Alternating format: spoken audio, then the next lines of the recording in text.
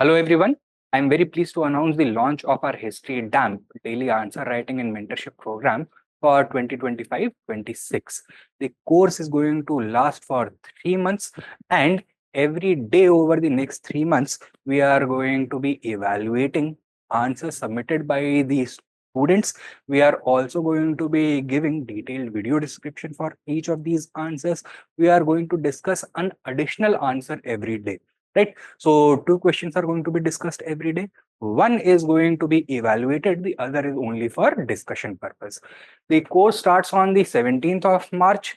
You can get all the relevant details on our website. I'll include the link to the course in the description section. The detailed schedule is also available on the website only. You can download it.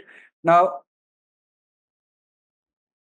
through this question answer format, we are going to cover the entire syllabus, beginning with ancient history, followed by medieval Indian history, followed by modern history, and ultimately world history.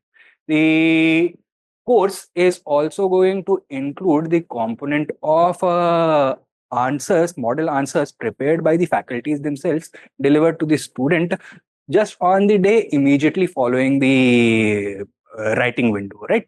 For example, the first question is going to go out to the students on the 17th of March.